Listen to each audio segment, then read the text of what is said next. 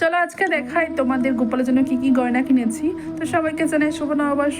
গোপালকে কিন্তু আমরা সবসময় সন্তান রূপে পুজো করি, তো গোপালকে আমি নিয়ে এসেছি, তাই গোপাল আমারই সন্তান। তো চলো দেখা যাক ওর জন্য কি কি কিনেছি। প্রথমে এই দুটো জামা আমার দেখেই পছন্দ হয়েছিল, তো এই জামা দুটো আমি নিয়েছিলাম। তারপর আমার মামনি মানে ওর ঠাম্মি এই জামাটা নিয়েছে।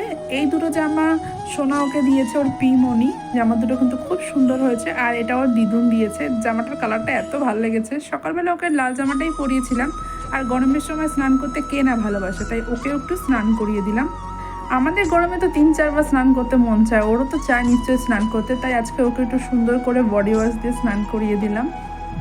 যখন আমি গোপালকে স্নান করাই, গোপালের মুখটা এত মিষ্টি লাগে যেন ও হাসছে আর খুব মজা পাচ্ছে। গরমকালে স্নান করতে তো আমরা খুব মজা পাই, তাহলে ও কেন মজা পাবে না? দেখো মুখটা কি মিষ্টি, আহা মায়াবী মুখ। তারপরে গোপালকে একটু গাটা মুছিয়ে দিয়ে ওকে সুন্দর একটা নতুন পোশাক পরিয়ে দিলাম। ওর দিদুনের পোশাকটাই ওকে পরালাম।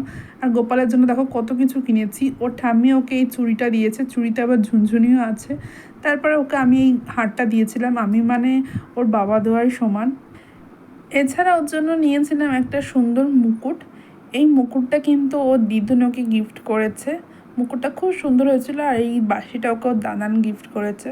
তো আমি গোপালকে খুব সুন্দর করে সাজিয়ে দিয়েছিলাম। ভগবানের কাছে প্রার্থনা করি যেন ওকে সোনা দিয়েও এরকমভাবে সুন্দর করে সাজাতে পারি। আজকে রূপো দিয়ে সাজাচ্ছি।